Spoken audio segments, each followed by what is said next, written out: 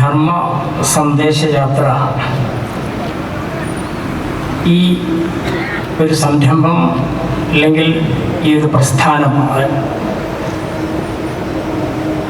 ഇതിൻ്റെ പിന്നിൽ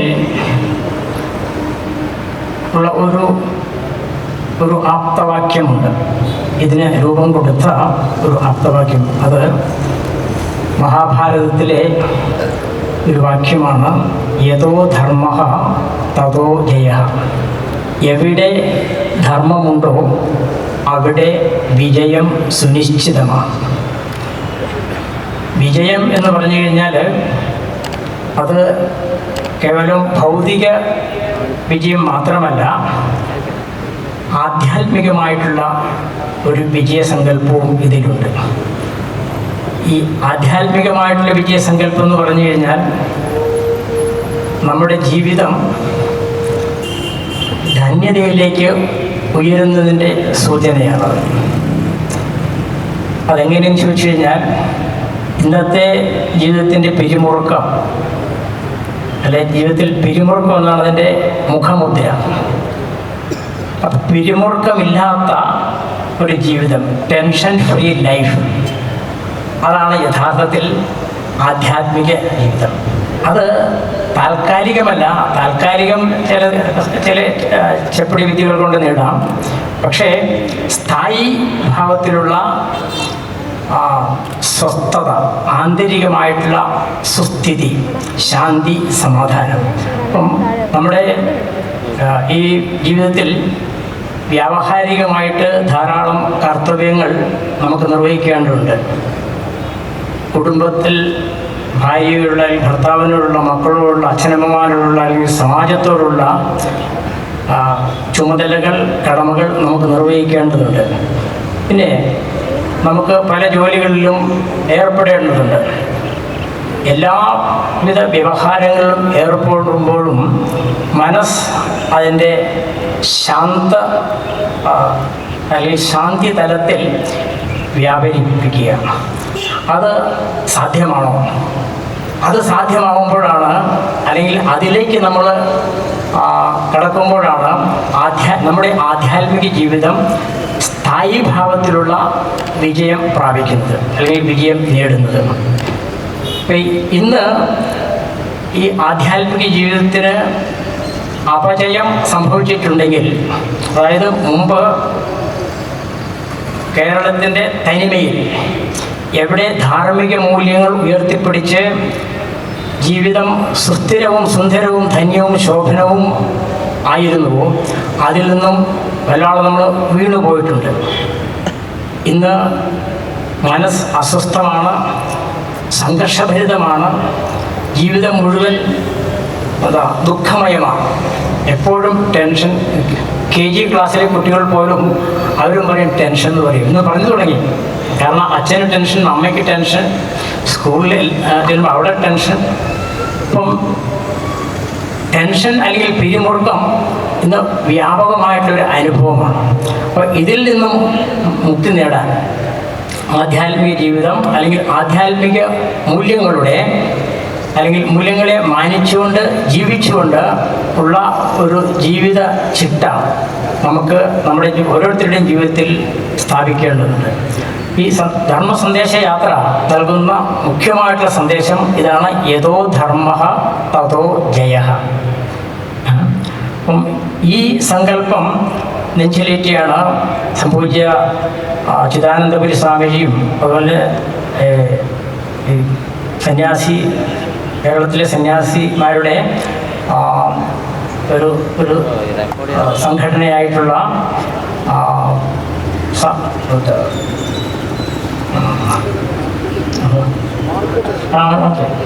മാർഗദർശക മണ്ഡലം ഇത് ഈ ആപ്തവാക്യത്തെ ഉയർത്തിപ്പിടിച്ച് സ്വാമിജിയുടെ നേതൃത്വത്തിൽ കേരളം വടക്കു തൊട്ട് തെക്ക് വരെ ഉള്ള സഞ്ചാരം യാത്ര ഇന്ന് സമാരംഭിക്കുകയാണ്.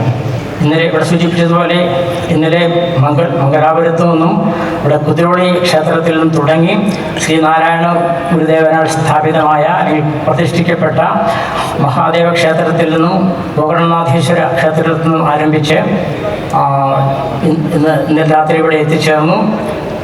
ഇന്ന് ഈ യാത്രയുടെ സമാരംഭമാണ്.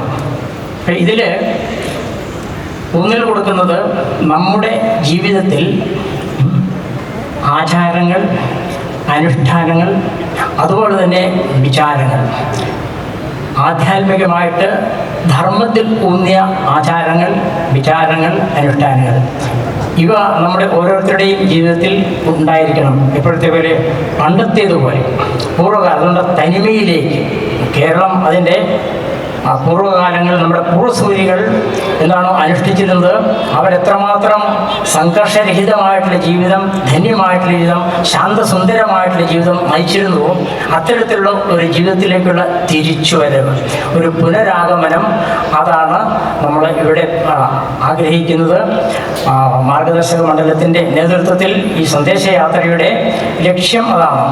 ഓരോ വ്യക്തിയും, അതായത് വ്യക്തി നിർമ്മാണത്തിലൂടെ ധർമ്മത്തിൻ്റെ അടിസ്ഥാനത്തിൽ വ്യക്തി നിർമ്മാണത്തിലൂടെ സമാജ നിർമ്മാണം, സമാജ നിർമ്മാണത്തിലൂടെ രാഷ്ട്ര നിർമ്മാണം. ആത്യന്തികമായിട്ട് ഓരോ വ്യക്തിക്കും അതിനുവേണ്ട പങ്ക് വഹിക്കാനുണ്ട്. അപ്പം ഇതിൽ നമ്മൾ ഓരോരുത്തരും തയ്യാറാവണം, ഓരോ വ്യക്തിയും തയ്യാറാവണം. നമ്മുടെ വീടുകളിൽ ഇതിന് ആരംഭം കുറിക്കണം. നമ്മുടെ കുട്ടികൾ, നമ്മുടെ പേരക്കുട്ടികൾ, അവരെല്ലാം ഇതിൽ ഭാഗവാക്കുകളാണ്. ഉദാഹരണത്തിന് കൂടുതൽ വിശദീകരിക്കാനും സമയമില്ല. നമ്മുടെ ഓരോ വീട്ടിലും ചില നിത്യകർമ്മങ്ങൾ, നമ്മുടെ ജീവിതത്തിൽ ഒരു നിത്യകർമ്മങ്ങളുണ്ട്. പഞ്ചമഹായജ്ഞങ്ങൾ എന്ന് പറയും. പഞ്ചമഹായജ്ഞങ്ങൾ എന്താണെന്നുള്ളത് നമുക്കൊരു എക്സസൈസായിട്ട് എടുത്തുകൊള്ളൂ. നിങ്ങൾ നമ്മുടെ ആധ്യാത്മിക സാഹിത്യം വായിക്കുക, അല്ലെങ്കിൽ ആചാര്യന്മാരിൽ നിന്നും അതിൻ്റെ വിശദീകരണം തേടുക. എന്താണ് പഞ്ചമഹായജ്ഞം? ഈ ബ്രഹ്മയജ്ഞം, അതുപോലെ ദേവയജ്ഞം, പിതൃയജ്ഞം, നൃയജ്ഞം, ഭൂതയജ്ഞം. ഇത് അതിൻ്റെ വിശദീകരണം എപ്പോഴും തരാൻ സാധ്യമല്ല, കാരണം സമയത്തിൻ്റെ ദൗർലഭ്യം കൊണ്ട്. ഓരോ വ്യക്തിയും മനസ്സിലാക്കേണ്ടതാണ് ഇത് എന്താണിത്. അത് യജ്ഞം കൊണ്ടോ ഒന്നും വെച്ചിട്ടല്ല, നമ്മുടെ ഓരോരുത്തരുടെയും ജീവിതത്തിലും ഓരോ നിമിഷവും ഓരോ ദിവസവും അനുഷ്ഠിക്കേണ്ട കാര്യങ്ങൾ. ഈ അത്യാധുനിക യുഗത്തിൽ പോലും, ഈ സൈബർ യുഗത്തിൽ പോലും നമുക്ക് നമ്മുടെ മനസ്സിനെ സുസ്ഥിരമാക്കി വയ്ക്കാൻ, നമ്മുടെ ജീവിതത്തെ ധന്യമാക്കാൻ, ശോഭായമാനമാക്കുവാൻ തീർച്ചയായിട്ടും ഈ പഞ്ചമഹായജ്ഞ അനുഷ്ഠാനം അത് വളരെയധികം സഹായിക്കുന്നുള്ളത് നിസ്തർക്കമായിട്ടുള്ള ഒരു കാര്യമാണ്. നമ്മുടെ ആചാര്യന്മാർ പേർത്തും നമ്മളോട് ഉദ്ബോധിപ്പിക്കുന്നതാണ് ഈ വസ്തുത.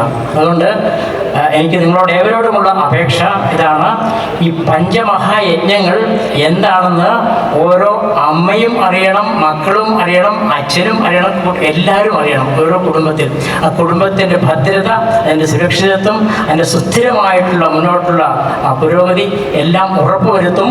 ഇപ്പോൾ ഈ പഞ്ചമഹായജ്ഞങ്ങൾ യഥോചിതമായിട്ട് അനുഷ്ഠിക്കുമ്പോൾ അത് നമ്മുടെ ജീവിതം ടെൻഷൻ ഫ്രീ ആക്കും, സുസ്ഥിരമാക്കും. സ്ഥായി ഭാവത്തിലുള്ള ശാന്തി, സമാധാനം നമ്മുടെ മനസ്സിൽ കളിയാണ്. അപ്പം അങ്ങനെയുള്ള ഒരു ജീവിതം ഓരോ വ്യക്തിയുടെയും, കുടുംബത്തിൻ്റെയും, സമാജത്തിൻ്റെയും, രാഷ്ട്രത്തിൻ്റെയും ഇത്തരത്തിലുള്ള ഒരു മുന്നോട്ട് പോക്ക് അതിനെ ലാക്കാക്കിക്കൊണ്ടാണ് ഈ ധർമ്മ സന്ദേശയാത്ര മാർഗദർശക മണ്ഡലത്തിൻ്റെ നേതൃത്വത്തിൽ ആരംഭിക്കുന്നത്. ഇത് തിരുവനന്തപുരത്ത് 21-ാം തീയതി സമാപിക്കും. പക്ഷേ അതോടുകൂടി ഈ യജ്ഞം തീരുകയില്ല. ഇതിന് അനുബന്ധമായിട്ട് പല സംഗതികളും നടക്കും. അതുപോലെ തുടർ നടപടികൾ പലതും ഉണ്ടായിരിക്കും, ഫോളോ അപ്പ് ഉണ്ടായിരിക്കും. അതിന് നമ്മുടെ ആചാര്യശ്രേഷ്ഠന്മാർ, സന്യാസി ശ്രേഷ്ഠന്മാർ അവരോരോരുത്തരും കിണഞ്ഞ് പരിശ്രമിച്ചുകൊണ്ടിരിക്കുകയാണ്. എല്ലാവരും അവരുടെ രീതിയിൽ സംഗതികൾ ചെയ്യുന്നുണ്ട്. ഇനി അതിന് കൂടുതലൊരു ആക്കം ലഭിക്കും. മാത്രമല്ല, നിങ്ങളുടെ ഓരോ വ്യക്തിയുടെയും ജീവിതത്തിൽ, ഞാൻ ഹിന്ദുവിടെ നമ്മുടെ ബഹുമാനപ്പെട്ട സ്വാഗതപ്രാസംഗം സൂചിപ്പിക്കുകയുണ്ടായി, നമ്മുടെ ഓരോരുത്തരുടെയും ജീവിതത്തിൽ ഞാൻ ഹിന്ദുവാണ് എന്ന ഊറ്റം കൊള്ളാൻ, അഭിമാനം കൊള്ളാൻ നമുക്ക് സാധിക്കണം. വെറുതെ ഭാഷ കൊണ്ട് അഭിമാനം കൊള്ളുകയല്ല, മറിച്ച് എന്താണ് ഹിന്ദുധർമ്മത്തിൻ്റെ മഹത്വം, അതിൻ്റെ അതുല്യത, അതിൻ്റെ അസാധാരണത്വം, ഇതര മതങ്ങൾക്ക് ഇല്ലാത്ത, ഇതര ധർമ്മങ്ങളിൽ ഇല്ലാത്ത പലതും നമുക്ക് അഭിമാനിക്കാനുണ്ട്. പക്ഷേ നമ്മുടെ ശാസ്ത്രങ്ങളിലേക്ക്, ആധ്യാത്മിക ശാസ്ത്രങ്ങളിലേക്ക്, പ്രത്യേകിച്ച് ഉപനിഷത്തുക്കൾ, ഭഗവത്ഗീത, നമ്മുടെ ഇതിഹാസങ്ങൾ, പുരാണങ്ങൾ, ഇതിൽ അല്പമെങ്കിലും ഇതിൽ പറഞ്ഞിരിക്കുന്ന പോലെ സ്വല്പം അപ്യസ്യ ധർമ്മസ്യ ത്രായതേ മഹോഭയ, അല്പമെങ്കിലും നമ്മൾ പഠിച്ചു കഴിഞ്ഞാൽ തീർച്ചയായിട്ടും അവിടെ തുടങ്ങും ഹിന്ദുധർമ്മത്തെ പറ്റിയുള്ള നമ്മുടെ അഭിമാനങ്ങൾ. അപ്പം നമ്മുടെ ഹൃദയം അഭിമാനപൂരിതമാകണം, ഓരോരുത്തരുടെയും ഹൃദയം അഭിമാനപൂരിതമാകണം. നമ്മുടെ കുട്ടികളെ നമ്മൾ ധർമ്മത്തെപ്പറ്റി കൂടുതൽ കൂടുതൽ പഠിപ്പിക്കണം. ഇന്ന് രാവിലെ വിദ്യാനഗറിൽ സമുദായ നേതാക്കന്മാരുടെയും മത നേതാക്കന്മാരുടെയും ഒക്കെ ഒരു സഭയുണ്ടായിരുന്നു. അവിടെ വെച്ച് പൂജ്യ ചിദാനന്ദ സ്വാമിജി പറഞ്ഞത് ഇതാണ്: അവർ ഓരോരുത്തരും ഇതിൽ പങ്കാളികളാണ്.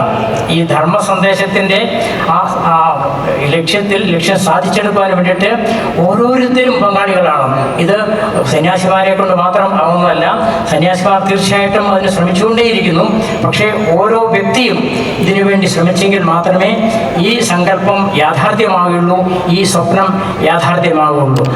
അനധിവിദൂര ഭാവിയിൽ ഈ സങ്കല്പം യാഥാർത്ഥ്യമാകട്ടെ, ഈ സത്യം സാക്ഷാത്കരിക്കപ്പെടട്ടെ.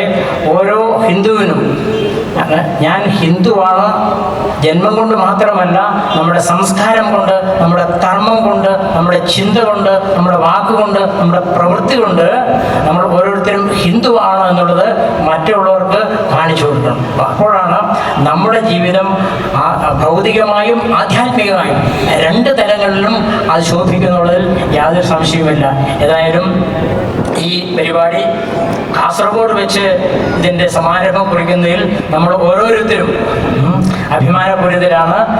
നമ്മുടെ സൗഭാഗ്യമാണ് കാസർഗോഡ്, വടക്കൻ കേരളത്തിൽ കാസർഗോഡ് നിന്ന് ഈ മഹാസംരംഭത്തിന് തുടക്കം കുറിക്കുന്നത് നമ്മുടെ ഓരോരുത്തരുടെയും സൗഭാഗ്യമാണെന്ന് ഞാൻ കരുതുന്നു. അതുപോലെ ഇവിടെ എത്തിച്ചേർന്ന അനവധി സന്യാസി ശ്രേഷ്ഠന്മാരുണ്ട്.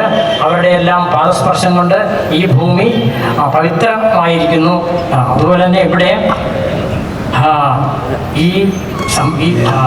ഈ സമാരംഭം ഇത്ര ഗംഭീരമായിരിക്കുന്നത് അതിന് ഇവിടെ സന്നിഹിതരായിരിക്കുന്ന ഓരോരുത്തരെയും ഞാൻ അഭിനന്ദിക്കുകയാണ്. എൻ്റെ ഹൃദയംഗവുമായിട്ടുള്ള അഭിനന്ദനം ഓരോരുത്തർക്കും ഞാൻ നൽകുന്നു. അതുപോലെ തന്നെ എങ്ങനെ ഇത് സംഭവിച്ചു?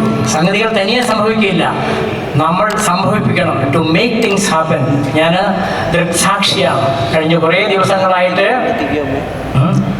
ധാരാളം യുവാക്കൾ, ധാരാളം പ്രവർത്തകർ, ഞാൻ ഹിന്ദുവാണെന്ന് അഭിമാനം കൊള്ളുന്ന നിരവധി പ്രവർത്തകർ, ഒരുപക്ഷെ നൂറുകണക്കിന് പ്രവർത്തകർ, ഹിന്ദുത്വത്തിൽ, ഹിന്ദുധർമ്മത്തിൽ അഭിമാനിക്കുന്നവർ, നൂറുകണക്കിന് യുവാക്കളും പ്രായഭേദമന്യേ എല്ലാവരും പ്രവർത്തിച്ചുകൊണ്ടിരിക്കുന്നു ഇതിൻ്റെ സമുന്നതമായിട്ടുള്ള വിജയത്തിന് വേണ്ടിയിട്ട്. അവരുടെ എല്ലാം മുമ്പിൽ ഞാൻ നമോഭാഗം ചെയ്യുന്നു, എൻ്റെ പ്രണാമങ്ങൾ. കാരണം അവരാണ് ഇത് യാഥാർത്ഥ്യമാക്കിയത്. എല്ലാവരും അവർക്ക് നല്ലൊരു കൈയടി കൊടുത്താൽ ഇവിടെ സന്തോഷമായിരിക്കുന്നു പറഞ്ഞുകൊണ്ട് ഞാൻ എൻ്റെ വാക്കുകളിൽ ഉപസംഹരിക്കുന്നു. എല്ലാവർക്കും നന്ദി, നമസ്കാരം.